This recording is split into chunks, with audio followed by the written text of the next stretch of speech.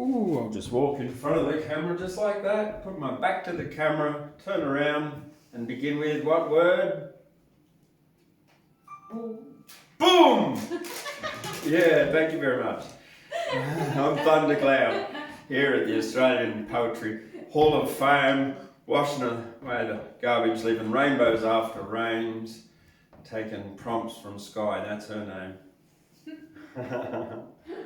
Alright, actually, 2 weeks ago I did put some prompts up, and I didn't get time to go through all of, I asked on Facebook for people to write me prompts, and I didn't get time to go through them all last week, so I've got Skye's here, why I can't be vegan. So it's a long process. Habits run deep and traditions hold sway, conditioned to believe day by day, meat, normal. It's the way we all go, beginning to question and seek what I don't know yet know. Commercials and menus sing the same song, meat everywhere I look, brainwashed to belong, cheeseburgers, bacon, eggs, my tongue desire. How can I break free from this culinary quagmire? They tell me it's costly, being vegan and green, it's worth the price to keep my conscience clean. Can I afford the death toll on our earth as I cling to comforts indoctrinated from birth? Change is challenging, daunting, I can't deny without eggs or dairy. How can I satisfy? Yet what if I'm wrong, if I'm trapped in the dark? What if veganism brings a flavour, a vibrant spark? Could I savour a world where compassion takes flight and my wallet feels lighter, a welcome respite? And what if I can lead by example, one meal at a time? Raw fruit and vegetables taste fresh, sublime. And I often doubt if I can truly be vegan. It's true, but my spirit says it's healthy for me as it is for you. Researching guidance from those in the lead, one step then one step, so a compassionate seed, and I won't be a breeze, temptation always new, but I'm resolved to confront mine of fear, seeking a life that's healthy, compassionate and green. The power of veganism, true is not a dream. Here's to the vegans who've paid the way, and to those like me who are studying today, or maybe tomorrow. And together we stand for the animals, we stride, one vegan at a time to stop the blood tide. Done. Right. Good. Good round. It was long. And, thank you very much. Now, let's begin by acknowledging the traditional custodians of the land on which we broadcast today, the Camilla, the band by people, and the traditional custodians all around this continent called Australia, acknowledge that sovereignty has never been ceded. Now, I've got a head.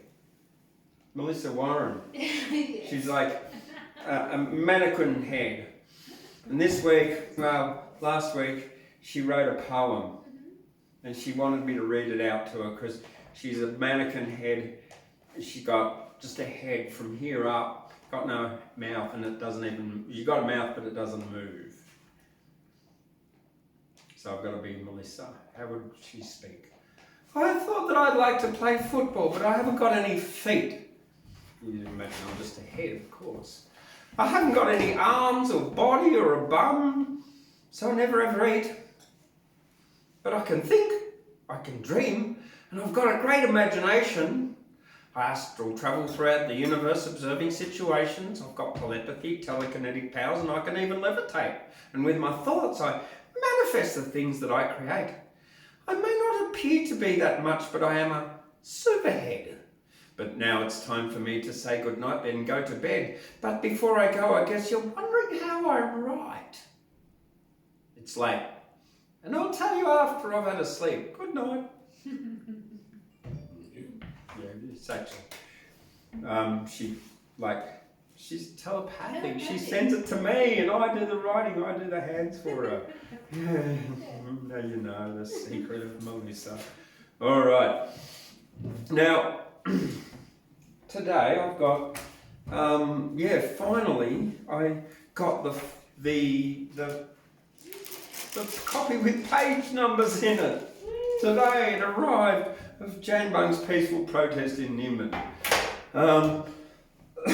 Plus a whole lot of copies of Love in Nimbin, Lust in Nimbin as well. So yeah, they're here and ready to buy and also to sell for the Trout Fest, which is coming up. And on the 2nd of October at the Trout Fest, 10:30 and 1:30 is Thundercloud's Australian Poetry Show. That's here. Cool. Yeah, it's all for all ages. And on the 29th, we've got a karaoke, which is a Friday night here. It's a karaoke night as part of the Trout Fest. Saturday, there's a market here and in the streets, part of the Trout Fest. Saturday night, we've got Layla Smith and Beck Smith, daughter and mother, and Richard Stanley playing here with the Guyra country music concert, Guyra Trout Festival country music concert. That's Saturday, and that's free. So you get to come to a free concert in the Australian Poetry Hall of Fame. And yeah, Guyra Poets, you get to go upstairs and watch from the balcony if you want, because you're special. And so did Beck's family. And anyone else I like. Yeah. That's most people. I like all people. The VIPs, yeah.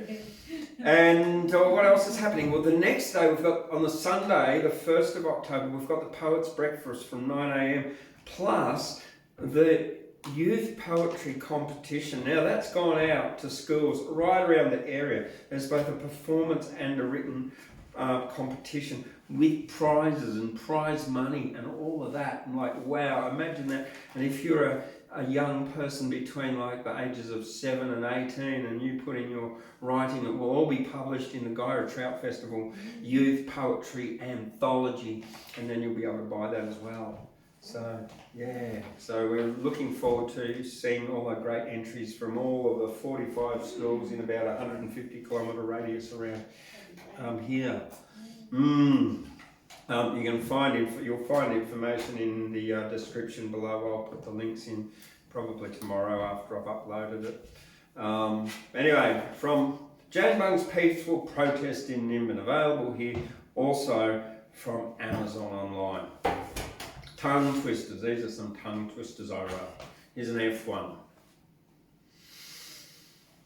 Frustrated freaks, friends, forget fried fish for Friday.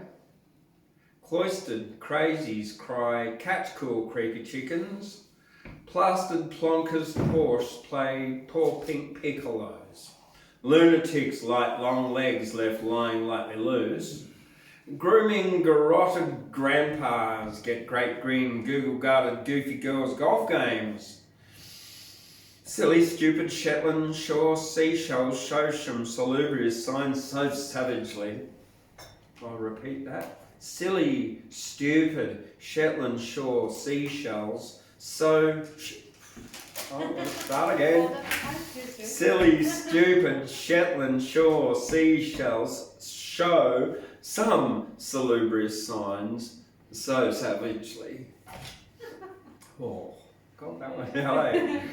Tijuana teachers try 2 terrifying tricks to teach technical toss tracking to terrapins today. I'm just about run out of breath then. Yeah. Yeah. And have I got something else for you? Out of this one. Legoland. A doctor swallowed a Lego to see what it would do. In 1.7 days he found it in his poo. He searched all through his poo to find a Lego head in it. He found the Lego head all brown and covered in his shit. A doctor swallowed a coin. I know you think it's strange. After scratching through his poo, he only found small change. A doctor swallowed a pencil. I know this sounds really dumb, but after only 3 days, he drew it from his bum. A doctor swallowed a toy car and drove it through his guts. It exited his anus just beside his nuts. A doctor swallowed some grass seeds to see if they would pass. He must have swallowed the wrong seeds as a tree grew out his ass. A doctor went to a university, swallowed everything he was told. Now he prescribes poisons instead of monatomic gold.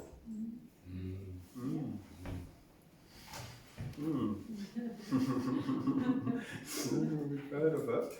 We have heard of it. Yeah. Oh. Yeah, there's one called Dumb Kangaroos. That's about what happens when you run over a kangaroo. Skye, would you like to come and read your poem? Yeah. I set Skye. I did send out a text, but I don't know if anyone got it. A challenge to write about the ocean and sky in 5 minutes. And what she did is actually, she's got a really lovely little poem here that's factual and well cadenced and good rhyming and all. So here we go. Welcome, Skye. All right. The ocean and sky. By Skye. Yeah. Okay. The sky said to the ocean, "Why so very blue?" The ocean said to sky, "I'm a reflection of you." The sky replied, "I am not blue. I'm full of emptiness, airness, and dew.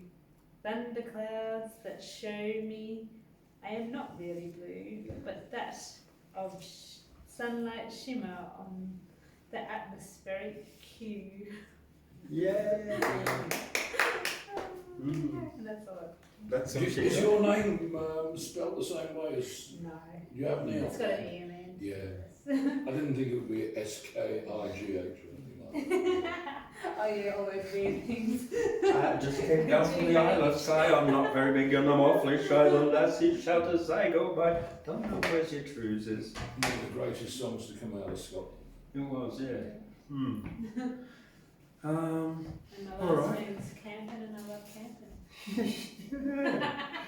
She's camping. It's called Campen. Well, okay. So out of my Oh yes. I got a challenge. Well, I thought, I'm gonna write about the ocean and sky as well in 5 minutes. So how do you do that in 5 minutes? You write a haiku, a senru, and a zen koan. The haiku. Sky meets the ocean, the endless expanse of blue. All life in one breath.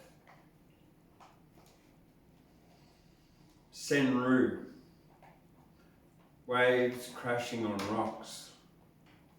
Sends spray adrift, flying high. Ocean is one with sky. Zen koan. What is the sound of a tear falling through the air? Thunderclouds attempt to put sound to falling rain, but that is just the lightning joining the sky to the ocean. It's a Zen koan. It's not going to make much sense, but get you thinking. But I like the other one that I did about the actually challenge one. That was really, I was really happy with the one I got that you got me to write. The prompt poetry is promptless. Oh God. What was that? Well, of the the prompts, I asked for a whole bunch of prompts, and Ashley gave me this one. Prompt poetry is promptless, and it took me days to it took me a while to actually work it out and dissect what it actually meant. But I did get something, if I can just find it. Here we go. The haiku was, so the prompt. Prompt poetry is promptless. Haiku. Prompt poetry flows. Promptness in words, no delay. Express, promptless prose. Senru. Prompt words, swift and true. Expressed without delay through verse, a promptless cue. And the Zen koan. In the Garden of Words, the seeker asks the Zen poet, is prompt poetry truly promptness, promptless?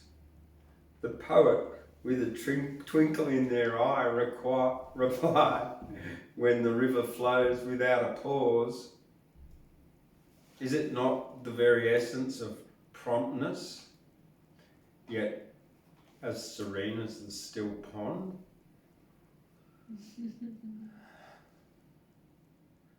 Yeah, promptness.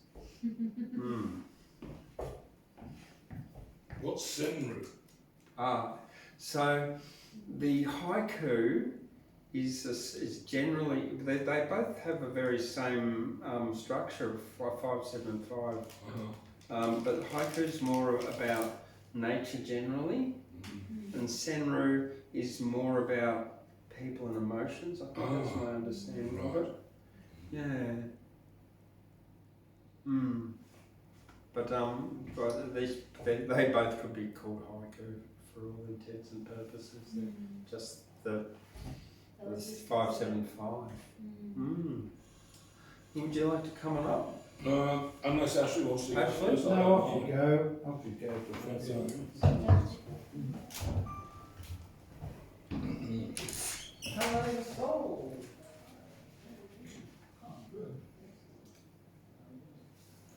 Yeah, I missed the rugby union finals on Saturday. Oh, that's terrible. Oh, they're very entertaining. They have some vibration of the New England table at the union finals. Good and evil. Yeah. Sumo wrestling, bullfighting, it's all in the. That's it, you got it. I always recommend people to go to them if they want to get a snapshot on New England. Okay. I watched the women's quarterfinals, semi-finals and finals, and only in Spain could the real story be an unwanted kiss after all of that. Yeah. Hi, going to break from tradition and not read anybody else's stuff out tonight because I've got to prepare for the New South Wales Poetry Jam final, and I've got to learn them off by heart. And looking at myself in previous episodes, I've got a fair way to go in being adequately expressive and all of this. Right. And so Poetry slam ready. I'm going to use this not as a dress rehearsal but as a rehearsal. So I might err on the side of going too far. Well, too far for me. Might be not far enough for the average person. But regulars will have heard these before, but they'll have heard them with me looking like this, according to the YouTube, the Facebook, and I should attempt to look everybody online in the eye. First one, sins and bins. On Fridays when they take out our bins, I dwell on various deadly sins. How confusing are their names, because sins have intertwining strains. A child lusting for licorice shows gluttony or avarice. My teacher said it's crystal clear as she gulped down her pint of beer. Avarice means clinging tight to all that's yours, including shite, while gluttony is lust for what you notice that you have not got. I said, must lust thus come from envy? She said, well, not necessarily. You might desire a person's car, but not resent the driver far. Okay, I said, but tell me this, is gluttony just lust for food, while lust itself is rather rude? Is lust confined to wanting fucks, while gluttony just wants juicy sucks? Stop that, she said. Such mental sloth will invoke my righteous wrath. That's great, I smiled, because when you shout, my lust refreshes. What's that about? You know that well and more beside, but time to bring the bins inside. As we surf sin's sine waves, we don't hide these shifting signs of poet's pride. Ooh. Yeah. And the next, won't be too many, already shortlisted. This one is the one about swearing. Swearing in, swearing out. Respect what the commandment says, don't take the name in vain. It was quite clear in former days which words would cause folk pain. Slowly, word taboos transform. We wake to find one sunny morn new taboos that have been born. Once, ruddy, bloody, fuck, shit, cunt were words you must not utter. Now, nigger, wog, wop, yid, gook, chink mark you as from the gutter. I wonder, as we look ahead, if cancer, coronary, stroke and dead will be the swear words that we utter.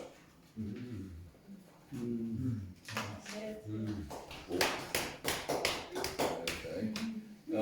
And now the duck one, which you've heard at least once before, but this without gestures or something. Okay. I was at a fairground stall, midnight in Medan. The stall had pyramids of porcelain ducks, heads facing me. I had 10 golden hoops to throw. If my aim were true, I would win the prize, signified by the pewter labels hung round every head. Different duck, different prize. Letters of sparkling orange spelt out an object of possible desire, or a state of probable contentment. Those to my left had labels for things like a black stretch limousine with a chauffeur, a palazzo fully serviced near the Rialto, a controlling share in a telecom monopoly.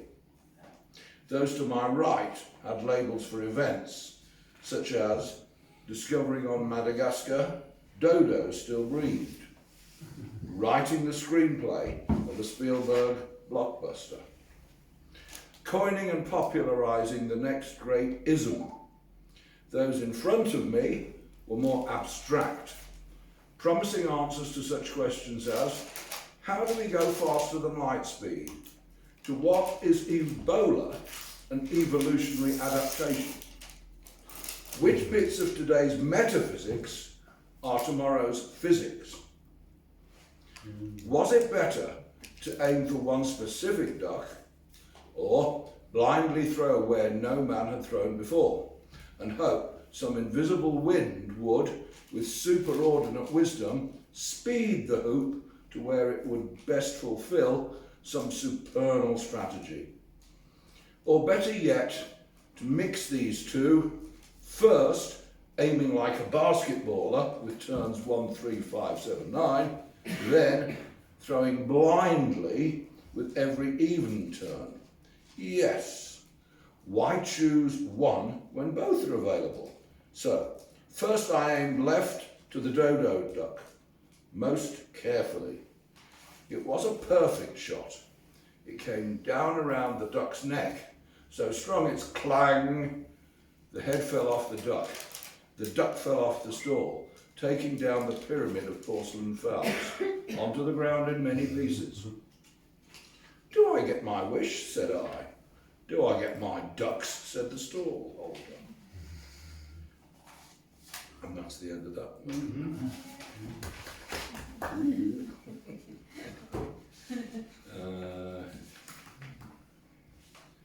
I think I'll skip that one, just 2 more. Quite short. haven't done this one for a long time. Loaves and fishes. A boy in a green jacket sat on a brown park bench, his arm around an ample blonde girl in a white mohair dress. She said, his trouble was he always wants what he can't have, then walked away. He stayed crestfallen, lit a cigarette, and through the rest of their sandwich picnic to the mocking trumpet swans, pecking up the lumps and parping. 40 years on and 14 hours east, he sits on an iron bench, his arm around a panting Afghan hound. Recalls that earlier scene and thinks his trouble is he now has what once he wanted. He sighs and throws his fillets of fish to the indifferent passing pelican whose bill stayed open after catching all. Yeah. Reaction. And the last one. This is the mock 18th century one to his bored mistress. I know the original was 17th century. This is mock 18th century style, just to be pedantic. You ask me what we... Start again. You ask me what we'll do before we end our serial assignation.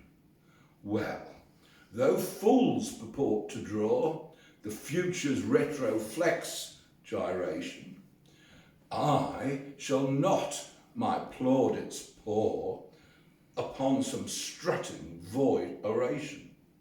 I scorn to feign that omniscience called prophecy or dire prediction to calm residual concupiscence. I know the laws of our existence mandate my late renewed rejection of your possible insistence. Better not use that one. Okay, thank you for your patience, guys. I like that one. Okay. Thank you, Gabriel. That's it's quite exciting to have a Guyra poet going off to Sydney for the Australian Poetry Slam heat. So yeah. How long ago? How far is it? Isn't it? October the 6th. Got to be there for 5:30, but the doors don't open until 7:30. It's in 31 Alfred Street, off Circular Quay. And apparently they all say there can only be a maximum of 20 contestants. But I don't see how that's possible. That must mean only for the heats, can't be for the final, can it? And the national finals the next day, but so expensive to have a hotel in Sydney. I'm only going to book one night, and if I had to stay on the Sunday night as well, I'll cope with that when it comes. You'll probably pick up a chick there and stay the night at their place. Well, if I was half my age, I might have that on the cards as a realistic possibility. I don't think so. You can always stay down at Central at the YMCA. Yeah, they're over 200 a night now. The YMCA? Down there, yeah. At Central, Wow. it's 200 a night. Oh, can't be. Yeah. The Great Southern and all Have you got those that used something to to be do there? 100 and something now. Oh. All changed. No, it's all right. We'll actually be up in a moment. Even in my town, there's only one less than 200. Okay, here we go. What do we got here? Some stuff that I wrote this week. My writing I got. So you've heard my haiku on the sky and the ocean. Life goes on. Hasn't got a title. Life goes on no matter what happens. Never be caught in fear's entrapment. Go with the flow and life's a breeze. Let go of the past, be present. Next, please. We all have ups, all have downs. You can put a square frame around something round. Programs of fear are mind blocks. The fear is one of most people's major blocks. Fear of truth, so hiding away. Fear of what your friends will say. Fear of being all alone all your life and the media showing you trouble and strife. False evidence appearing real. When tigers attack, fear's a big deal. So make it your mission, act without permission in the unlikely, if the unlikely happens and you make a mess, well, you can always ask for forgiveness. Yeah, that was a couple of days ago. That gets better and better as you go along. The first line, I immediately think of Obla Dee, Obla Da by the Beatles. Yeah, okay. Life goes on no matter what happens. Yeah, never be caught in fears. Yeah, I get that, yeah.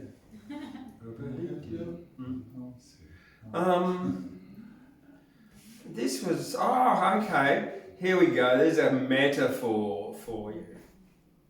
In an old writing bureau, you know, bureau's a desk, lived a large, lazy cat, fed the best fish and cream. She was a bureau cat who made up silly laws for those with dog paws, but those with cat claws had an exemption clause. She was fed by two lesbians, Polly and Tish, who told her what to say, but she always got her wish. Her name was Farrakin Starfup, the top bureau cat. She had sex with little puppies and she was a puppy file cat. Talking about that, we got a gig on at the welder's dog puts on cat trousers. Cat trousers, yeah. Is it Friday night? The top one or the bottom one? Which The Beauty Street, the new one, the brewery. Right. The big dog puts on cat trousers. Yeah, so there you go. Yeah. So there you go. This Friday night in Armidale at the Welder's Dog, see Saul's band, Cat Trousers, and Skye and I can even vouch for them because we've seen them. Yeah. And you are welcome to dance because bands like it when people dance. The bottom Welder's Dog. Where is that? I only know the old one. Yeah, that's where you've got to say. Bottom dog. I've had people get lost not find it. Anyway. Now, it's because he hasn't got a sign. Now, gentlemen, I have an announcement. You still can buy soap on a rope in Target. Anywhere, online. The perfect gift. Not sure what to buy? Get a soap on a rope. It's a gift for a guy. He won't drop his soap. In vanilla, also peach. You can wash your back where it's hard to reach. Plus, wash your crack. Toes, legs, and rude bits. Cleanliness our hope. Dick, balls, and our tits. Soap on a rope is dope. If I had just one wish, I hope for soap on a rope, but I don't know where to buy it. I wish for rope in a soap. Cusson's Imperial Leather, or Brit 33 soap on a rope, or That's right. somebody's just walked in. Would you like to see that? All right. We got Steve. What's Dismas walked in? Hello, how you going? Oh, how are you, When I mate? came in tonight, I was thinking about your ghost. And All my right. ghost. Ashley. Ashley Albanese's back as well after nearly 2 months of No, 6 weeks. Week 6. 6 weeks. That's what I thought. Yeah. Yeah. Well, I've gone up market With my friends and own natural. yeah, 3 rulers and he had Wooden 4. ones. All the way from the forests of Tasmania or China, I don't know which. My 3 friends, hypothesis, implication, and parameter or test. So either way, hip or hit. I lay on the floor a lot for 5 or 6 weeks. I was able to get out and about, but I was staggered. And every morning I'd wake up and I'd imagine I was on a stage with a +1. And I'd throw it off the stage and I'd be left with an intentionality to look around for it, and all I could ever find was the journey across 0 to -1. But I discovered as the mornings went by that -1 is +1, which I don't understand. but I discovered. So there we are, hypothesis, implication, and the testing or parameters of that. Well, I got them mixed up, but they are mixed up, like ego, id, and superego in Mr. Freud's triadic of where we're at. I didn't do any writing. Every day I'd imagine I was going to write, and I didn't, so that was my writing. But no, it's not worth laughter. It's pathetic. I failed to have the discipline of a self-maintaining ego guard. So, a couple of things I wrote tonight. Drop those cardboard bombs from Port Melbourne to Tolstoy's writing desk. Drop! Boom! Once again, the Anglo realm, colony Australia, rages at the Crimea Straits. Cardboard origami, radar evading drone. From Port Melbourne to the steplands of Rostov. With rubber bands we launch you. The cardboard attackums got away. Let's hope they don't snap back. Boom. One of the low points of my life was to find that Melbourne created cardboard drones to attack the Russians. One of the low points of my life. Here is a poem from the colony of Australia by Jack Davis. And I wrote a frame for the reading. I wrote, Jack Davis, your face reminds us that it is Jack Davis's face.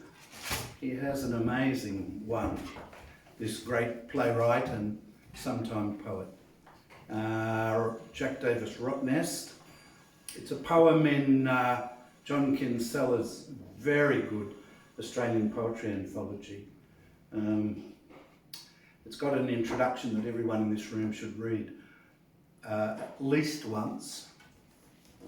Rottnest is an island off the West Australian coast, and I think the poem escapes it. Rottnest. These rocks placed here by man to form a bridgewater. The sea's age typified by algae clinging to the stone. The Indian Ocean limitless, breathing might and power even on this day of calm. I look across at Rottnest in the far-off haze, where my people breathed their last sigh. For home, the mainland, to them the distant blue. What did they do but stand within the paths of cloven hooves, their only crime? To fight for what was rightly theirs. To them, the island was a place of souls departed down through eons of time. But by a savage twist of fate, no flight of soul for them, but chained they waited for their lot's conclusion, to be forever part of the island of the dead. Many of us think Jack Davis was a great writer, Aboriginal voice from the area of Terra Australis where the sun sets into the sea. Beautiful. Yeah. And Ray wrote some good plays. yes, I've never had the privilege of seeing one. Here's a poem about a friend. Unfortunate that I have to sit here in my 72nd year and write this, but there are tragedies. Rodney. Rodney's in the park with Sylvia. They hold hands talking about Ted. They return to paint rooms purple, viridian cream. She cooks herself in the oven. And Rodney, well, what of Rodney? What of Rodney? Rodney's in the park with Sylvia.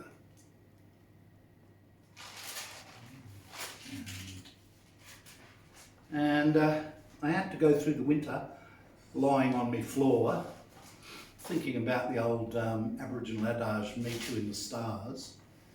And at the Poets Club in Armidale last week, I read this poem of Robbie Burns. This It's very close to me, lying on the floor in an Armadale winter. It's called Winter, a Dirge.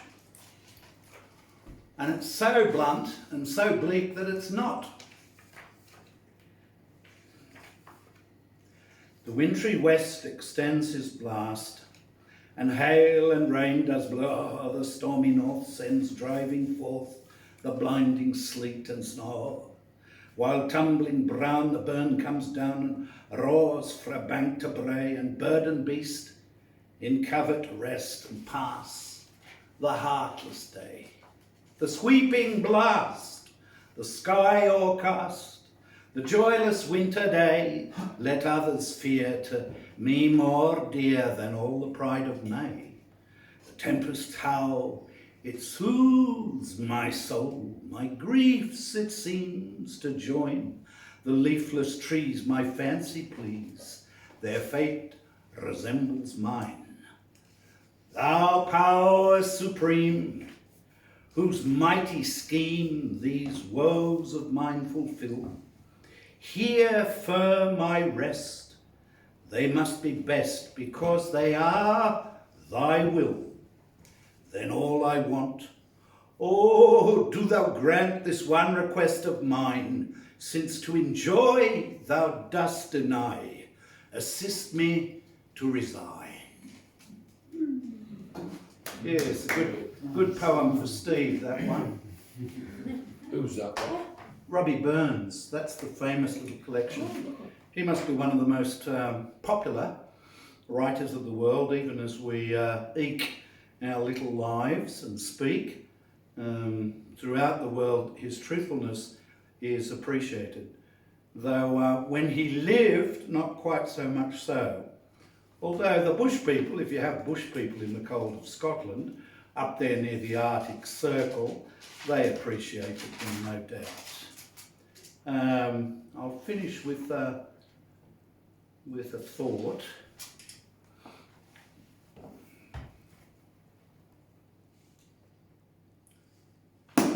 And this is it.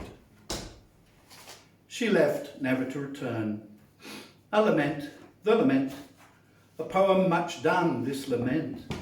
I know it, you know it, they know it. Pausing before the mirror, nothing's naught mouthed. I know, we know, they know. Pausing, no? Like that. Oh, well, we all have that ghost or person who does not return. Even ourselves, someday lying on the floor looking at the sky, or the stars, or the St Kilda veranda. Alrighty, okay. I think I'm going to do one here, and then who am I getting up next? Steve? Yeah, Steve will do. I've only got two choices, but anyway, I feel Dr. Seuss.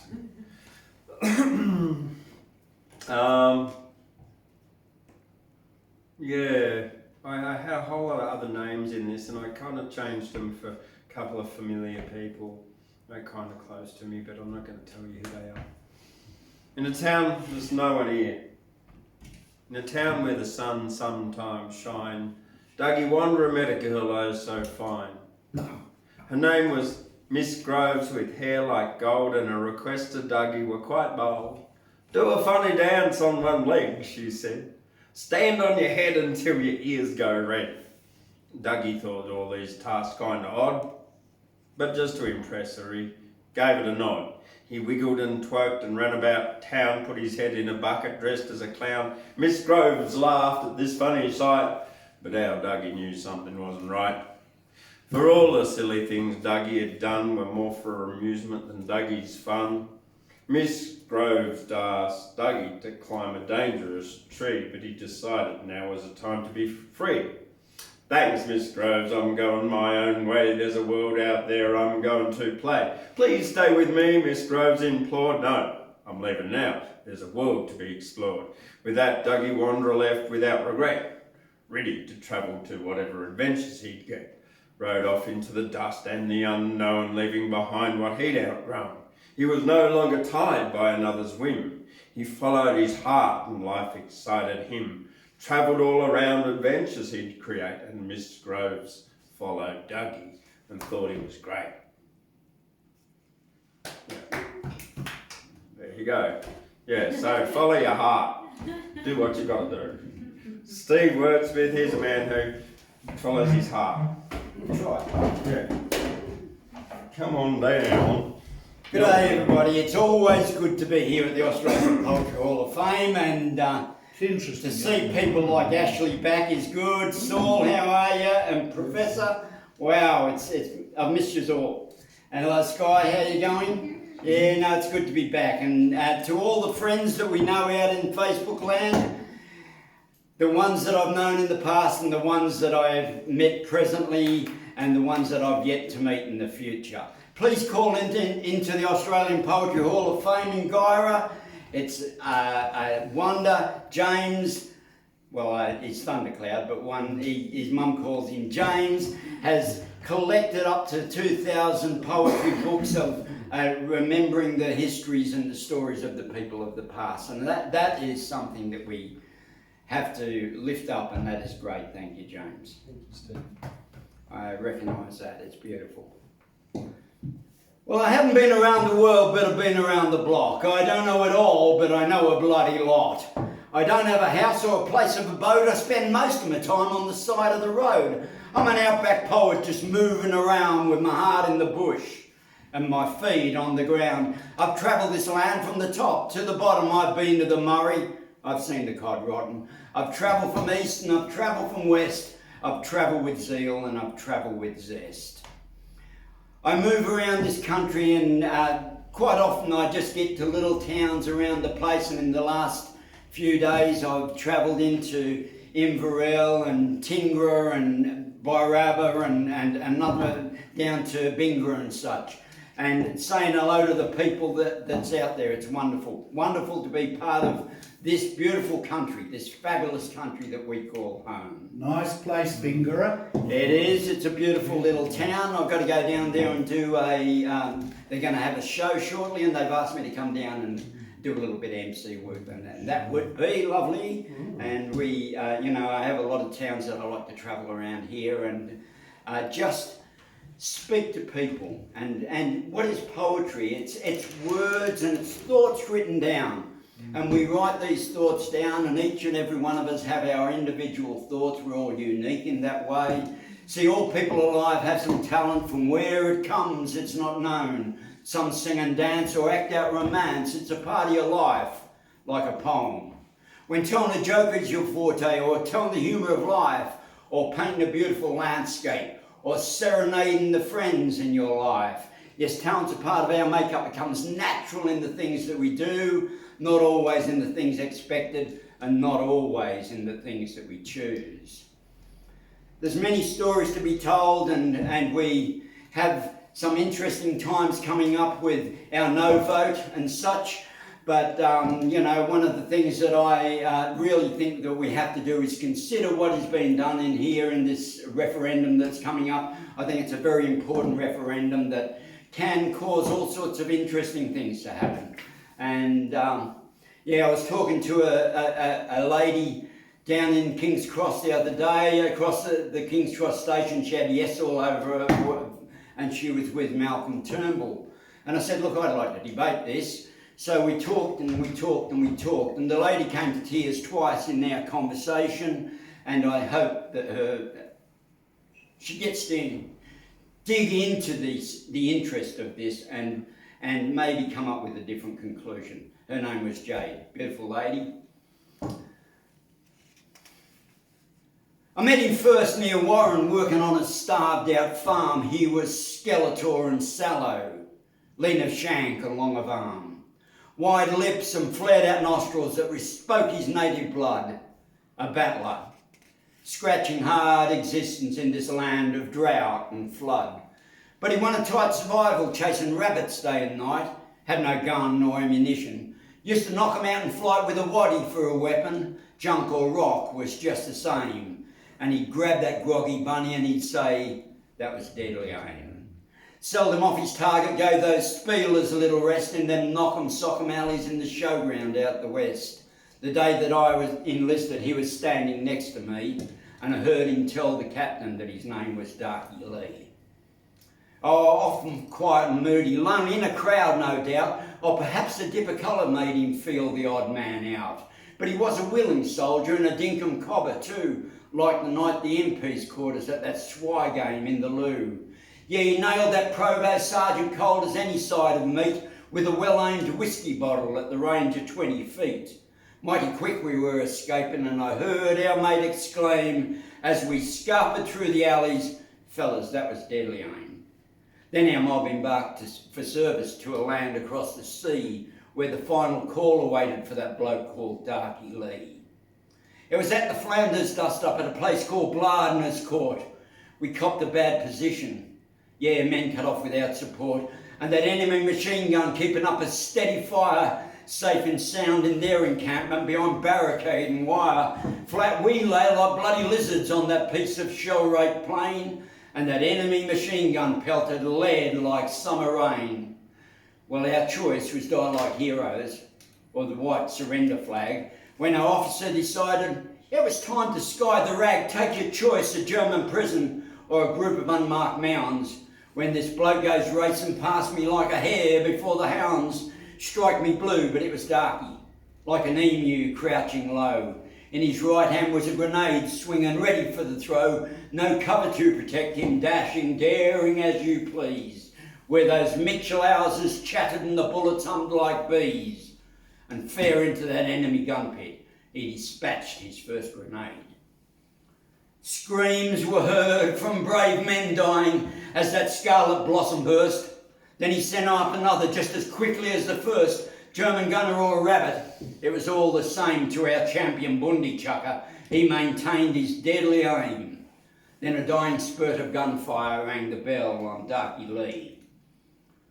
By the time the medics got there, he was very nearly gone. Though his belly parts were punctured, his heart was hanging on. And in final grief he listened to the gasps that shook his frame and the final words he uttered, "Fellas, that was deadly aim." Just another unsung hero gone unhallowed and unsung, one of many number when the final curtain rung, a native son with small ambition, or our heart's decree, a soldier in the true tradition, rest untroubled, Darky Lee.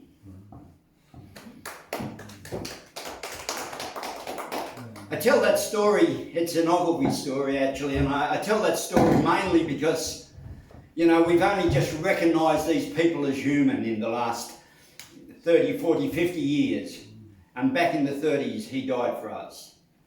And I take my hat off to him. Well, we have the Trout Festival coming up shortly, and we want to see people come here and enjoy what we do. Now, whether it's poetry or just gathering around with the people, shearing's done and things are finished, and it's time to come and share our fire, share our spark. If you're a little bit down, come and see us. And whether it's poetry that floats your boat or whether it's other things around the place, please come and share with us in our community, because common unity is what we need. One of the major things that's happening in the world today is separateness. It's breaking people apart in many ways, putting them in boxes and doing all sorts of things, where really we should be working as community and as one. There once was a shearer by the name of Bluey the Brink. He was a devil for work and a devil for drink. He could shear his 200 a day without fear and drink without winking 4 gallons of beer. Now Jimmy the barman who served out the drink, he just hated the sight of here Bluey the Brink. He stayed much too late and he came much too soon in the morning and the night and the daytime and at noon. Well, one day when Jimmy was cleaning the bar with sulphuric acid that he kept in a jar, old Bluey come yelling and bawling with thirst. "Whatever you've got, Jim, just give me the first." Well, it ain't in the histories and it ain't put in print, but Bluey drank acid with never a stint. It said, "That's the stuff Jimmy will strike me stone dead. That'll make me the ringer of Stevenson's shed." Well, all that long day as he served out the beer, poor Jimmy was worried with his troubles and fear. Too worried to argue, too anxious to fight. All he could see was this corpse in his fright. Well, early next morning as he opened the door, along came the shearer. He was yelling for more, with his eyebrows all singed and his whiskers deranged, and holes in his hide like a dog with the mange. Said Jimmy, "And how'd you like that new stuff?" Said Blue, "It was fine, but ain't it enough? It gave me great courage to shear and to fight. But every cough set me whiskers alight. I thought a new drink, but it must have been wrong, for what you gave me was proper and strong. It set me to coughing, and you know I'm no liar, but every cough set me whiskers on fire." Now, I don't know if that's the truth, you know. You try to tell truth and poetry usually tells it, but it sounds like a good story to me. I was out at Inverell yesterday, and I'm sat there and right on the Guyra River there, and I pulled my little wagon up next to the road, and I put my carpet out and my signs up and all that, and I'm sat there and I'm thinking, where am I? Oh, the Guyra Highway.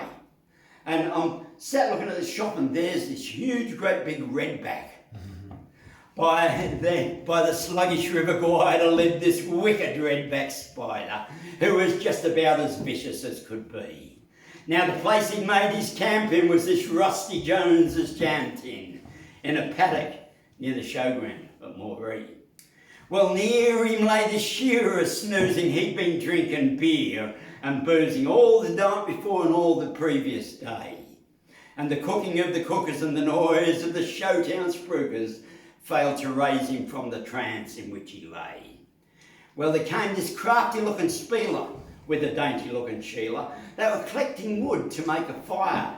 And he said, "There's a boozer and he's going to be a loser. If he isn't, you can christen me a liar. Well, you just stand and take me, honey, while I fan this mug for money, and we'll have some dainty luxuries for tea." But she said, "Don't be silly. You go back and boil the billy. You can safely leave this mug to little me." Well, she circled ever nearer to that dopey-looking shearer, his pockets bulging, fast asleep and snug. But she never saw the spider that was circling round beside her. She was too busy with the money and the mug. Well, the spider needed dinner. He'd been daily growing thinner. He'd fasted long and for a feed to yearn. When she reached that shearer's pocket, he darted like a rocket, and he bit that spieler's Sheila on the stern. Well, the Sheila started squealing. Her clothes she was unpeeling. To hear her yells would make you feel forlorn. While one hand on the bite was pressing, the other was undressing, and she reached the camp the way that she was born. Well, the shearer, pale and haggard, back to town he staggered, where he caught a train and he gave the booze a rest. But he'll never know the spider that was living by the Guyra had saved him 90 smackers of the best. Hello, Inverell. How yous going? It's always good to see yous. And please call into Guyra next time you're walking through the place and say hello. James, thank you very much. Have a nice night, mate. All the best, eh? All right, thank you, Steve. Good to have you back. Good to have everyone here tonight. From the Great. Sapphire City. Now, before I ask Saul up here, what I'm going to do is go through some of the events that are happening here at the Australian Poetry Hall of Fame. So every Wednesday night, Wednesday Words. Every Saturday morning, the Guyra Saturday Market. Every Saturday morning, the Saturday Market, yeah. Every Sunday morning at 9 o'clock, I have a yoga and Tibetan breathing class. Now, as well as that, next Saturday night at 6 o'clock, there's a special showing of a Dinesh D'Souza film called 2000 Mules, The Evidence. I haven't seen it.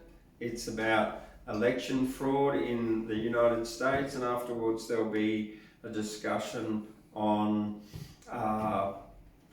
election fraud and corruption and election or political meddling in Australia with donations. Then we've got the Trout Fest coming up. Hello there, little Morton Baybo. Yeah. We've got the Trout Fest coming up, and on the 29th of September, that's a Friday night, we've got a karaoke party here. Woohoo! So get your sing on. Yeah, get your sing on. All right, and I might even do a song for you to take the night out at the end of the night tonight. The karaoke for you. If you're, well, I might just do that. The Saturday night, my voice is a bit croaky, eh? The Saturday night on the 30th of September, we've got the Guyra Trout Fest country gig here. It's free and it features Beck and Layla the White, supported by Richard Stanley. We've got the Poets Breakfast on the Sunday morning and the tall fishing for young poets youth poetry competition. That's also on the 1st of October. On the 2nd October, which is the Monday, that's a long weekend, and I usually have a day off on Monday and close, but no, I got Thundercloud's Australian Poetry Show here as part of the Trout Festival. Then, what else have we got coming up? Really, really, really exciting is in November. We've got Poets on the Mountain Festival, which starts on the 12th of November with the New England Writers Centres holding a poetry walkabout. We've got 3 really, really good poets coming here for the day to hold workshops all day, but you need to look up the New England Writers Centre website for that, and it's it's a good $120 I think for members for the whole day, but they're really top quality poets. And then also at the moment there's the Australian Bush Poetry Film Festival's open for submission, so if you want to record yourself doing a poem on your phone and stick it up there, you could win money.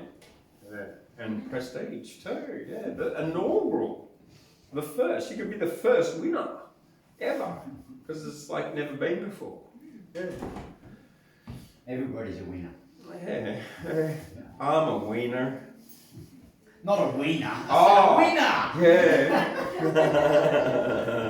And then, as well as that, we've got the New South Wales Bush Poetry Championship here. This is both a written category and a, pardon me, and a performance category. It's auspiced by the Australian Bush Poets Association, so if you're a member of that, it's cheaper to enter, and if you're not a member, it's more expensive.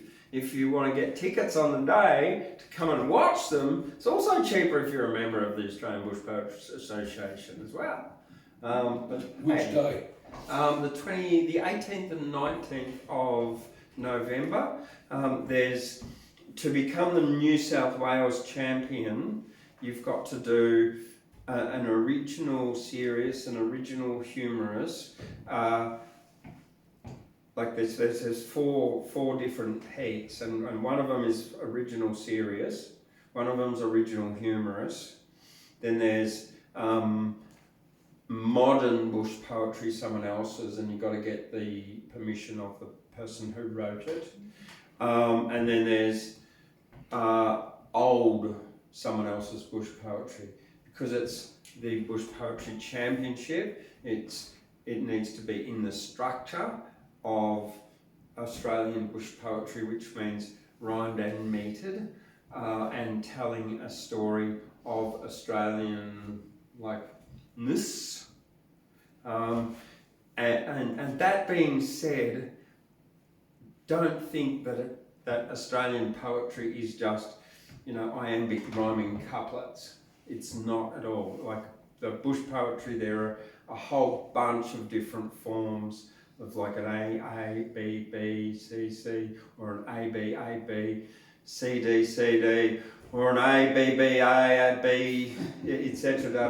There's heaps of them, and they can be short lines, long lines, but it needs to be rhymed and metered of some kind of rhythmic, because it's verse. It's not so. It's more verse than it is poetry. So yeah, that's going to be a really, really, really exciting week there happening. The karaoke coming up in the Trout Fest as well. That's also exciting.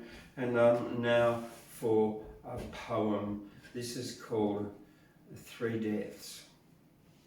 And there's 3 stanzas in it. And I've used at the end of each line homophones to rhyme. Homo meaning the same, phone meaning sound. So words with the same sound but different spelling. In the first and the last, and two lines of the second stanza. And the sort of death is sort of just really just sort of fits in just slightly in each stanza. So 3 deaths. 3 men fell in bags of drugs and died of course. The sun rose as the storm rolled in over the golf course. Red clouds in the morning, the rain in rivulets follows its course. A rainbow appeared in the west, the sun rising, its cause. No tears were shed, golden morning light overran the night. The storm rode in like a grey stallion bearing a shining night. Throughout the town the morning light was that of delight. It wasn't the sickness that killed, many just died of fright.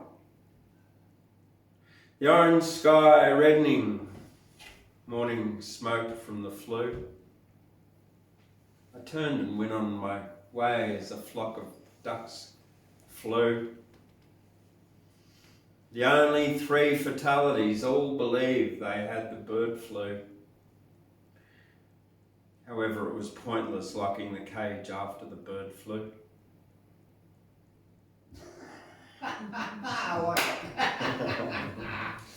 The bird story. The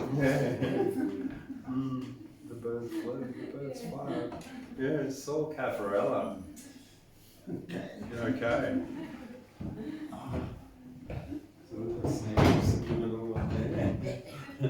Bit of plagiarism there. Oh, you're funny. Howdy everyone. Hello, Saul. How are you? Saul, welcome back again. Look, I'll just do a couple. I found the one that I couldn't find the last time I was here. Hey! And yeah, it's a bit of a humorous little thing. Probably a little bit. I don't know what's PC anymore. Whether you should sit next to people in trains or not, but hey, you know. Here we go. Those moments when you think you should have, but you didn't. All those times that you were almost lucky. Such faces, times and places when you should have stepped out but stayed hidden. Next time you tell yourself, I'll be sure to be more plucky. Well, she's sitting there at the station. You both get on the train. From each end of the carriage you approach. In your throat there is a very lumpy lump. She sits with space beside her. The blood drains from your brain. Go on, sit beside that girl who on impulse makes your heart go jumpy jump. Go on, you fool, you tell yourself. What's the worst thing that can happen? Oh no, it's been too long. What will she think? You shrink and sink, despair. Elsewhere is the seat. Elsewhere is the seat you've sat on. You sigh and think again, why or if your brain is on the blink. Your mind demists and you regather your composure and tell yourself next time you'll be sure to be more plucky. And in your mind, as you ride the line, you create a great adventure. And in the end, you tell your friends how you were almost lucky.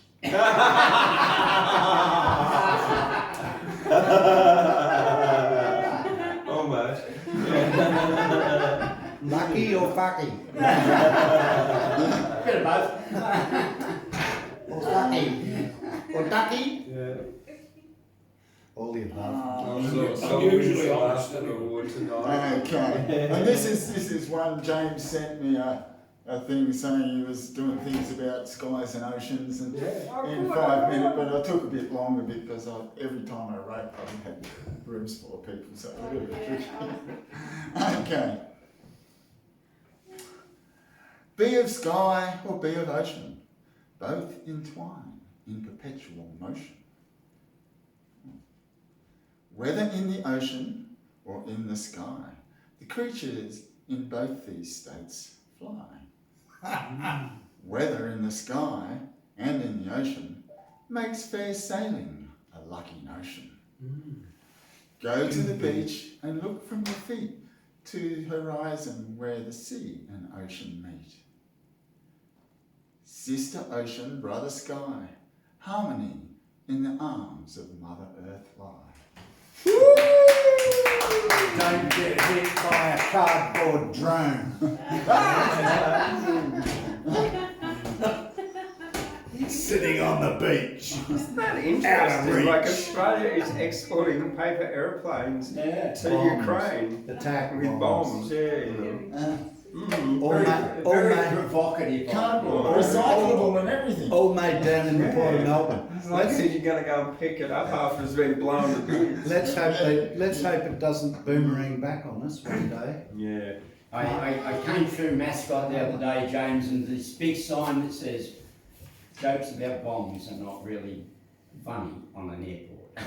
And then we heard about drones. Was there a big sign? Oh, yeah, So big sign. exactly. That's interesting, isn't it? The Yeah. use of the word. Yeah. Jokes about bombs and not and it was a big sign. A big sign right on all Yeah. Yeah. where all the flights. Have you seen it? No, I haven't, but that's fair enough, yeah. I've got a What's very in your bag? A sarcastic bomb! son, mate, and I was worried. We've got to that point. Oh, Yes. It's okay. fair dinkum, Yeah. Wow. Boom, boom. This inspiration from this poem comes from the idea that a decision made by a bureaucrat in council can decide to remove a tree, or an investment house can decide to cut down a forest. My family once owned and operated a forestry nursery, and I planted hundreds of thousands of seeds and trees. 20 years later, I've seen the forests that grew from these hands. This is called hands, and there's two of them. Number one, the death of a tree from the stroke of a pen happened again and again and again. It became death of a tree by computer key, investing in the deforestation industry. The life of a tree comes from planting a seed in the earth in service, not greed. A forest can die or grow from your hand. Reforestation industry regenerates land. Death of a tree by some bureaucrat who made a decision from the office they sat. The sound of chainsaws and a bulldozer are louder than the sound of a tree falling over. The life of a tree providing oxygen for me, food, habitat, animals and shade freely. I keep planting seeds so that trees grow. Forests come from these hands. But it's slow. Delayed gratification. It's a good thing to have, patience. And my hands and arms extend from my heart, and this is the part where my love starts. When I open my heart, ideas I create, poems written by hands that are great.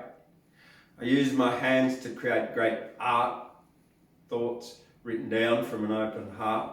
A sentence, a stanza, a forest of words, sharing with hands the messages heard. One man's hands can command and destroy, another man's employed can command joy.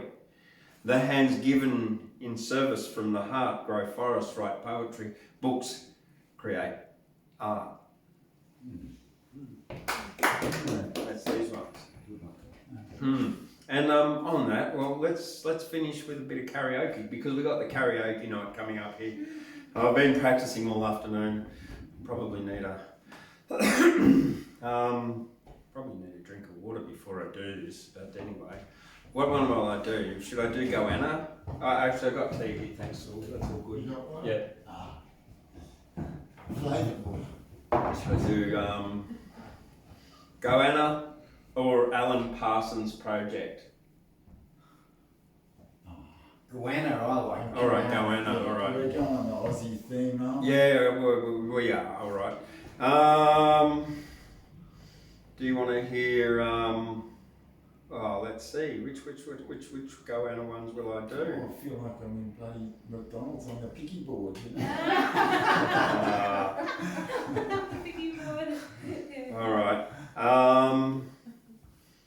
Do you want Razor's Edge or do you want Solid Rock? Razor's Edge. Yeah, all right. That's what you're gonna get there.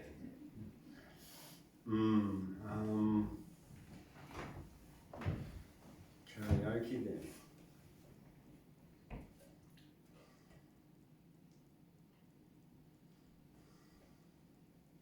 Probably have to skip through some ads or some garbage like that. Yeah. I don't know. Maybe we should just blow those whales up and then we wouldn't have to worry about Greenpeace and the bombing the water and stuff, eh?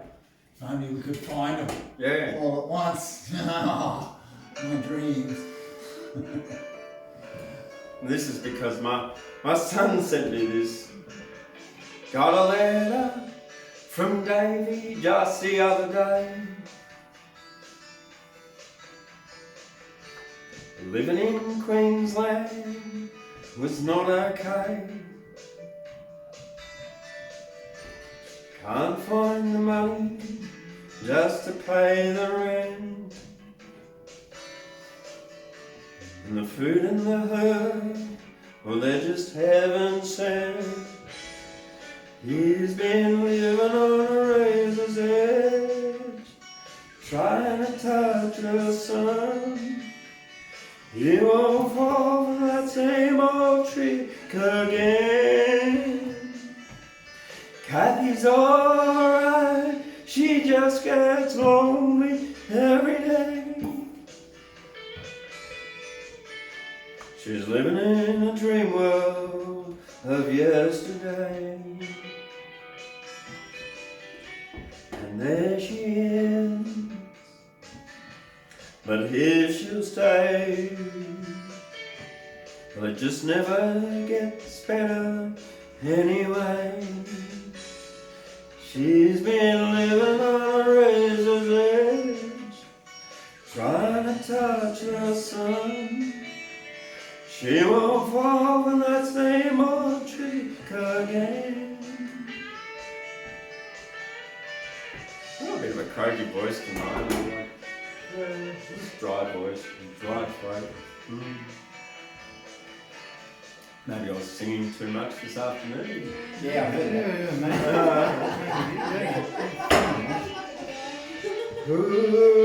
Ooh, yeah. Ooh.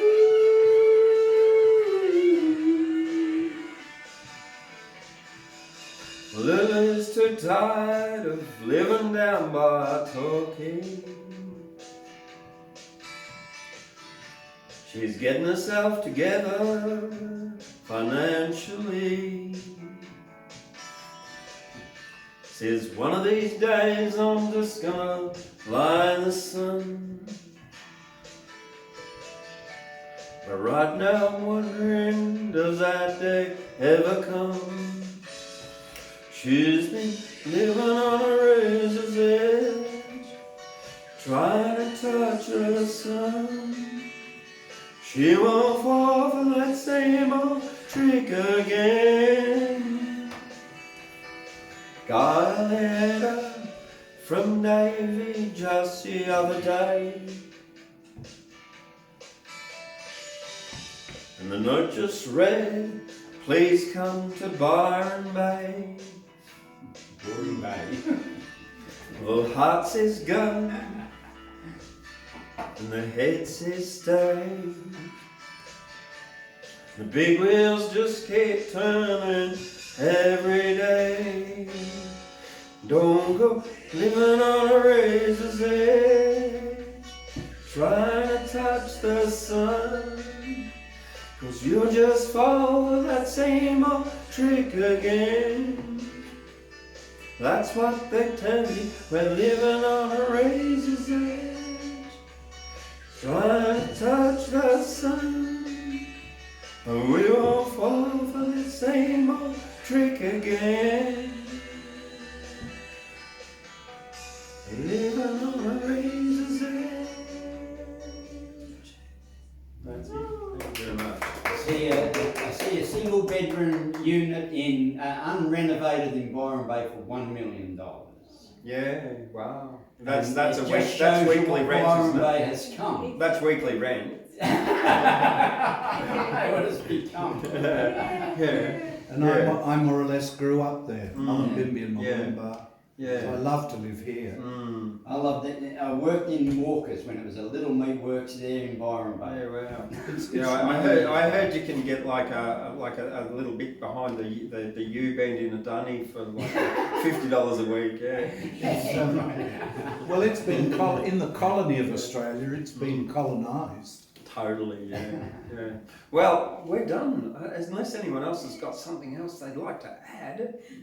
Always, if you want. Yeah. Well, we are done, and yeah, thanks for joining us.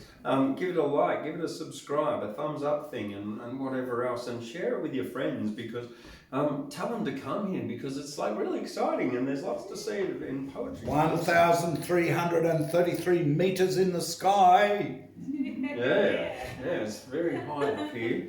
Yeah, and like the way I was at Healthy Hymn, and they was just like, yeah, what they say? I don't know. It doesn't matter anyway. I'll see you later. All right. We're always high in Guyra.